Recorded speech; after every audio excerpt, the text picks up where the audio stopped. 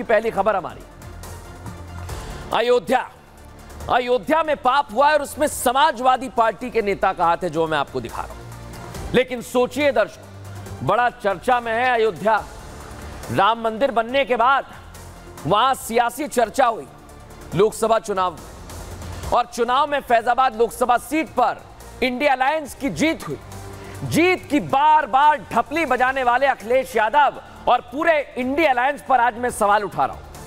मेरे सवाल उठाने के पीछे की वजह मैं आपको बताऊंगा दर्शकों, तो आप गुस्से से उबल जाएंगे। ठीक कह रहा हूं मैं। राम की नगरी अयोध्या में महापाप हुआ है दर्शकों, महापाप। 12 साल की एक नाबालिग का गैंगरेप किया गया, और गैंगरेप करने वाला कोई और नहीं, समाजवादी पार्टी का नेता है, सपा नेता मोहित खान, जिसकी तस्वीर मैं आपको दिखा रहा हूं। मोहित खान अयोध्या में सपा के भदरसा नगर अध्यक्ष हैं। और फैजाबाद के सांसद कौन है? अवधेश प्रसाद, और इनके ये करीबी हैं, बेहद करीबी हैं दर्शकों। बड़ी बात क्या है, अवधेश प्रसाद किसके करीबी हैं ये सब जानते हैं। दिखा रहा हूं तस्वीर आपको। अवधेश प्रसाद करीबी हैं समाजवादी पार्टी अध्यक्ष अखिलेश यादव, और अखिलेश और अवधेश प्रसाद के बीच की केमिस्ट्री कितनी गहरी है वो इन तस्वीरों में देखिए। कैसे हाथ पकड़कर पहुंचे थे, रैलियों में शामिल हुए थे, और अखिलेश को अवधेश प्रसाद पर कितना विश्वास है, कितना भरोसा है, ये समय समय पर दोनों के बीच के तालमेल से पता लगता है। फिर चाहे विधानसभा आते जाते हो या फिर लोकसभा, दोनों की साथ में एंट्री, या फिर अखिलेश का अवधेश प्रसाद को अधिष्ठाता मंडल का सदस्य नियुक्त करने जैसी बड़ी जिम्मेदारी देना। लेकिन बड़ी बात क्या है, यही कारण है कि आज अखिलेश यादव पर सवाल उठ रहा है, समाजवादी पार्टी पर उठ रहा है। सवाल यह कि क्या ये नहीं पता अवधेश के करीबी का कि वो क्या महापाप कर रहा है। इसलिए हमने सबसे पहले जिम्मेदारी के साथ अयोध्या के सांसद अवधेश प्रसाद से इस बारे में पूछा। तो बड़ी बात क्या है, माननीय सांसद जी की जुबान पर हिंदी के तुरंत बाद अंग्रेजी कैसे आ गई और क्या कह रहे हैं, सुनवाता हुआ। I am not aware of it, मुझे इसकी जानकारी नहीं है, मुझे इसकी जानकारी नहीं। मैं तो हाउस में हूँ, मुझे इसकी जानकारी नहीं। सुबह से वीडियो वायरल हो रहा है, बहुत सवाल खड़े हो रहे हैं आप लोगों पे। भदरसा का आप ही का नगर अध्यक्ष है। ऐसा है, जब मैंने कहा मुझे जानकारी नहीं है, अब हम जा रहे हैं कमरे पर, बातचीत करेंगे, वहाँ के लोगों से बात करेंगे, तभी तो I will able to say any word. I am not aware. Ayodhya वासी सुनिए, सांसद हैं, इनको नहीं पता है। अगर आरोपी मोहित खान अवधेश प्रसाद का करीबी है तो इसके बारे में कैसे नहीं पता है? वैसे भी उनके संसदीय क्षेत्र में क्या हो रहा है, ऐसा कैसे हो सकता है? सोचिए दर्शकों कि अवधेश को इनकी भनक तक ना हो, माननीय सांसद जी को इसके बारे में पता ना हो। अब इस वारदात के बाद क्या हो रहा है, मुख्यमंत्री योगी आदित्यनाथ ने एक बार फिर साबित कर दिया कि वो जो कहते हैं वो पूरे तथ्यों के साथ कहते हैं। उनकी यही हर बात अर्थ के साथ है।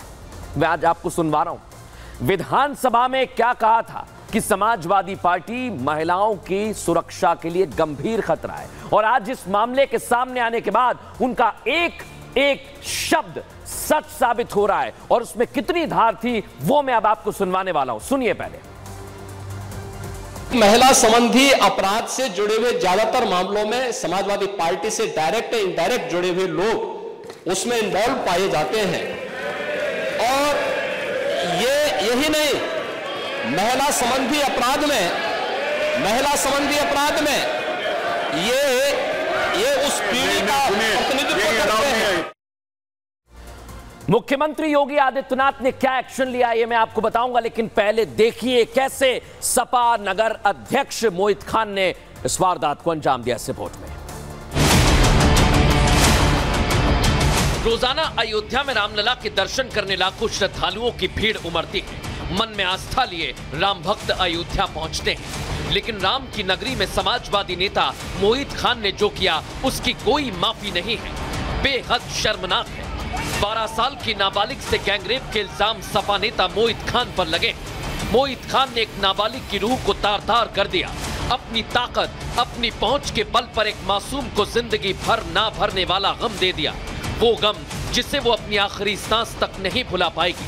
और इसका सबसे बड़ा कसूरवार समाजवादी पार्टी का नगर अध्यक्ष मोहित खान और उसका नौकर है। राजू भी रहे मोहित तो सब वीडियो बनाए के ओके बाद मैंने फिर मार बिटिया लेके आए तो पूछे 2 महीने के बाद का भवा तो कहीं की जन वैसे ऐसे राजू मोहित करे हैं।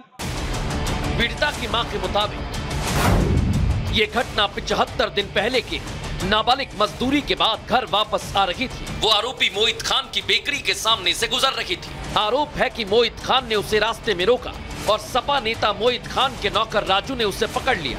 चिल्ला न सके इसलिए नाबालिग का मुंह दबाया। दोनों आरोपी नाबालिग को दुकान के अंदर खींच ले गए और फिर आरोप है कि वहां मोहित खान ने पहले उसका रेप किया। कुछ दूरी से राजू मोबाइल में इसका वीडियो बना रहा था। इसके बाद आरोपी राजू ने भी नाबालिग का रेप किया। राजू इसी जगह पर इसी जगह के आसपास के वो स्पॉट्स हैं जहां पर उसने इस घटना को अंजाम दिया। मोहिन का भी नाम उसमें है और इसी बेकरी में वो रहा करता था। पुलिस जब उसे खोजती है तो वो लापता हो जाता है, भाग जाता है और ये वो बेकरी है जहां पर पूरी घटना को अंजाम दिया गया था। नाबालिग इस वारदात के बारे में बाहर किसी को ना बता सके, इसलिए दोनों आरोपियों ने उसे धमकाया, वीडियो वायरल करने की धमकी दी। डरी सहमी नाबालिग घर लौट आई। जिस उम्र में न दुनिया की समझ होती है और ना की दुनियादारी की। जब तक दुनियादारी की समझ आती तब तक इस नाबालिग को इतना गहरा जख्म मिला जिसकी टीस का दर्द शायद कभी कम नहीं होगा। लेकिन दर्शकों, ये मामला अभी खत्म नहीं हुआ है। आपके लिए एक एक चीज हम लेकर आए। इसका खुलासा कैसे हुआ, आज 2 केस हमारे सामने बता रहा हूं आपको। केस 1 क्या कहता है? गैंगरेप के 60 दिन बाद नाबालिग की हालत बिगड़ जाती है। नाबालिग के अचानक पेट में दर्द उठता है। माता पिता बच्ची को अस्पताल लेकर भागते हैं। डॉक्टर्स ने नाबालिग के प्रेग्नेंट होने की पुष्टि की। बड़ी बात क्या, नाबालिग ने रोते हुए माता पिता को पूरी घटना बताई। नाबालिग के माता पिता मोहित खान के पास गए। मोहित ने बच्चा गिराने की दवा देने की बात कही, सोचिए आप। और सपा नेता मोहित खान ने 2000 रुपए दिए। लेकिन कैसे इंसाफ के लिए माता पिता लगातार भटकते रहे। बदरसा चौकी शिकायत करने पहुंचे। नाबालिग की मां पहुंची। बदरसा चौकी में पीड़िता की मां की सुनवाई नहीं हुई और निराश होकर थाना पूरा कलंदर पहुंचता है पीड़ित परिवार। एसएचओ ने मोहित खान और राजू के खिलाफ इसके बाद एफआईआर दर्ज। लेकिन इसके अंदर की खबर क्या है? फैजाबाद लोकसभा सीट भले ही बीजेपी हार गई हो, लेकिन बीजेपी ने ही नाबालिग के इंसाफ की लड़ाई शुरू की। दावा निषाद पार्टी और हिंदू संगठन सड़क पर उतरे, जो तस्वीर में आपको दिखा रहा हूं। मोहित खान की गिरफ्तारी पर अड़ गए। पुलिस के सामने आरोपी के खिलाफ नारेबाजी की और मोहित खान की गिरफ्तारी के बाद अब लोग शांत हो गए हैं। लेकिन अभी इस मसले को लेकर बहुत प्रतिक्रियाएं सामने आ रही हैं। वहां क्षेत्रीय नेता क्या कह रहे हैं, पहले आपको वो सुनवाऊंगा, फिर बताऊंगा कि इस पर राजनीति क्या हो रही है। देखिए, इस तरीके का दुराचार एवं दुष्कर्म जो कि किसी नाबालिग बच्ची का 10-12 साल की बच्ची का दुष्कर्म करना, सामूहिक दुष्कर्म करना, उसके बाद उसका वीडियो बनाना, वीडियो बना करके आपसी अपने जिहादी समाज में उस वीडियो को प्रसारित करना, ऐसी चिंताजनक, दुखद और विभत्स खबर से बजरंग दल, विश्व हिंदू परिषद पूरे आक्रोश में है। लेकिन आज हमारा सवाल है, माननीय सांसद जी तो अवेयर नहीं है, आपने सुन लिया, लेकिन इस पर कैसे सियासत हो रही है, क्या आरोप प्रत्यारोप लगाए जा रहे हैं, देखिए इस रिपोर्ट में। I am not aware of it. I am not aware of it. I am not aware of it. मुझे इसकी जानकारी नहीं है। मुझे इसकी जानकारी नहीं, मैं तो हाउस में हूँ। फैजाबाद के ये कैसे सांसद जी हैं जो एक आरोपी को शह दे रहे हैं? आई एम नॉट अवेयर कह के इतनी बड़ी वारदात से पल्ला झाड़ रहे हैं। क्या उन्हें वाकई ऐसा लगता है कि सिर्फ ये 3 शब्द कहकर इस नाबालिग को उसकी खोई हुई इज्जत वापस दिला पाएंगे? ये कहां का इंसाफ? ये कैसे प्रतिनिधि है? क्या सपा सांसद अवधेश कुमार सिर्फ अपने करीबी को बचाने के लिए आंखें बंद कर रहे हैं? और ये हाल केवल अवधेश कुमार का नहीं है, पूरी की पूरी समाजवादी पार्टी ने, दल के एक एक राजनेता ने इस मुद्दे पर चुप्पी साध ली है। हर किसी का एक सा जवाब इस मामले में सुनने को मिल रहा है। समाजवादी पार्टी हो या भाजपा हो या अगर कोई भी हो तो कार्रवाई उस पर होनी चाहिए, लेकिन मुझे जानकारी नहीं इस विरुद्ध। दूसरी तरफ उत्तर प्रदेश के मुख्यमंत्री योगी आदित्यनाथ हैं, जो महिला सुरक्षा को लेकर सख्त हैं। महिलाओं की सुरक्षा उनके लिए सर्वप्रथम है। बेशक समाजवादी पार्टी के लिए ये घटना बड़ी ना हो, उनके लिए एक नाबालिग के साथ दुष्कर्म कोई बड़ी बात ना हो, लेकिन बीजेपी इस बच्ची को इंसाफ दिलाने की राह पर निकल गई है। क्या अखिलेश यादव और समाजवादी पार्टी ऐसे बलात्कारियों को संरक्षण देती है? इस वारदात की गूंज जब अयोध्या से निकलकर दिल्ली तक पहुंची, केंद्रीय मंत्री गिरिराज सिंह ने सोशल मीडिया पर पोस्ट कर समाजवादी पार्टी की चुप्पी पर तंज कसा। पुलिस ने आरोपी सपा नेता मोहित खान और राजू को गिरफ्तार कर लिया। दोनों पर गैंगरेप और पॉक्सो की धारा लगाई गई। उम्मीद है कि जल्द ही नाबालिग को इंसाफ मिलेगा और आरोपियों को उनके किए की सजा मिलेगी। लेकिन सपा कब एक्शन लेगी, समाजवादी पार्टी क्या एक्शन लेगी, सवाल बना हुआ है। पीड़ित नाबालिग का परिवार इंसाफ मांग रहा है, आरोपियों को सख्त से सख्त सजा देने के लिए आवाज उठा रहा है। ऐसे में योगी सरकार ने भी हर उस दरिंदे को मिट्टी में मिलाने का प्रण ले लिया है दर्शकों, जो महिला सुरक्षा में ऐवान बनकर खड़ा हो गया है। तभी तो जब सपा विधायक रागिनी सोनकर ने कल विधानसभा में सवाल उठाया था, तस्वीर आपको दिखा रहा हूं, तब मुख्यमंत्री योगी आदित्यनाथ ने समाजवादी पार्टी के संस्थापक मुलायम सिंह यादव के एक बयान का जिक्र किया और जवाब दिया। कहा कि महिलाओं के खिलाफ अपराध में समाजवादी पार्टी उस पीढ़ी का प्रतिनिधित्व करती है जिसने कहा था लड़के हैं, गलती हो जाती है। लेकिन अब मैं आपको सुनाऊंगा मुख्यमंत्री योगी आदित्यनाथ ने विधानसभा में क्या कहा, सुनिए जरा। इस पीढ़ी ने कहा था, जिसने कहा था कि लड़के हैं गलती कर देते हैं, ये महिला सुरक्षा की बात क्या करेंगे? ये महिला सुरक्षा के लिए तो समाजवादी स्वयं ही एक गंभीर खतरा है। सुन लिया आपने दर्शकों, नाबालिग के गैंगरेप के इस मामले ने सबको चौंका दिया है। और सबसे चौंकाने वाली बात पता है आपको क्या है? जिस चौकी में पीड़िता की मां आरोपी मोहित की शिकायत करने पहुंची, वो चौकी उसी मोहित के घर में थी, इसी के घर में थी। तभी तो नाबालिग के रेप के मामले में सपा नेता के खिलाफ 30 घंटे बाद एफआईआर, 30 घंटे बाद भी एफआईआर दर्ज नहीं हुई। 12 साल से ये पुलिस चौकी मोहित के इसी घर में चल रही थी। तस्वीर हम आपको दिखा रहे हैं, ये देखिए। मामले का खुलासा हुआ तो जैसे ही कल यानी 30 जुलाई को आरोपियों के खिलाफ केस दर्ज हुआ, इस चौकी को रातों रात शिफ्ट कर दिया गया। बताया जा रहा है कि इस पुलिस चौकी को 3 किलोमीटर दूर भरतकुंड में शिफ्ट कर दिया गया है। हमारे सहयोगी अजय वहां पर पहुंचे और उन्होंने ग्राउंड रिपोर्ट तैयार की, आपको दिखाता हूं।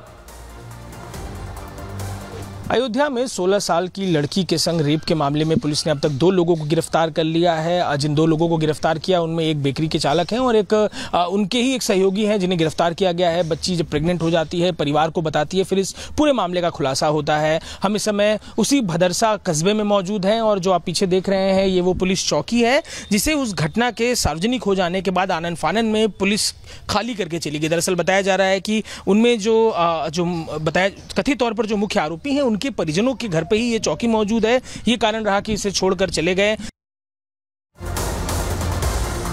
समाजवादी पार्टी के नेताओं पर पहले भी दाग लगे हुए हैं दर्शकों, बताना जरूरी है। दिखाता हूं आप।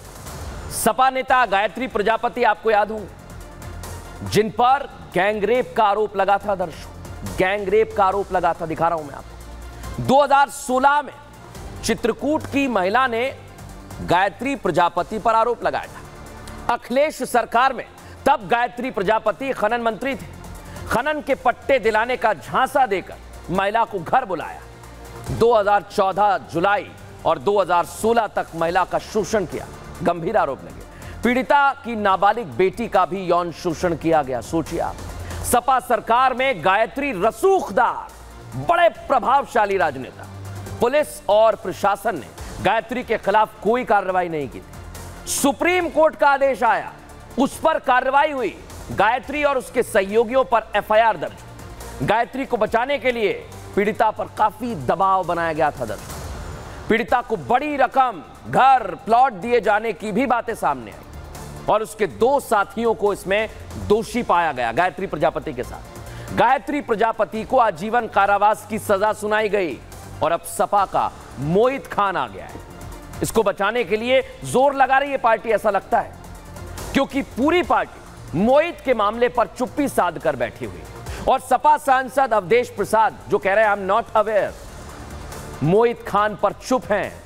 मोहित की भदरसा में कई प्रॉपर्टी है दर्शकों, यह भी पता चला है कि एक मकान में बैंक संचालित हो रहा है और आरोपी मोहित खान की कई दुकानें किराए पर हैं।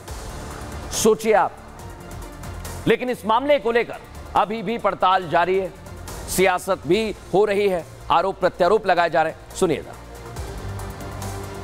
एक तहरीर प्राप्त हुई थी जिसमें 376D का अभियोग पंजीकृत हुआ है और जो भी है इन लोगों ने ये कहा था कि अभियुक्तों की गिरफ्तारी की जाए, सारी विधिक प्रक्रिया का पालन करते हुए हम कार्रवाई कर रहे हैं। सही विवेचना और अभियुक्तों की गिरफ्तारी। यह प्रकरण थाना पूरा कलंदर का है। यहाँ पर पॉक्सो एक्ट के तहत मुकदमा पंजीकृत किया गया है, जिसमें नामजद दोनों अभियुक्तों को हिरासत में लेकर पूछताछ कर विधिक कार्रवाई की जाएगी। अयोध्या धर्म नगरी है, लेकिन वहां पर यह कुकर्म हुआ है और योगी आदित्यनाथ उत्तर प्रदेश के मुख्यमंत्री हैं जो कार्रवाई कर रहे हैं। बहरहाल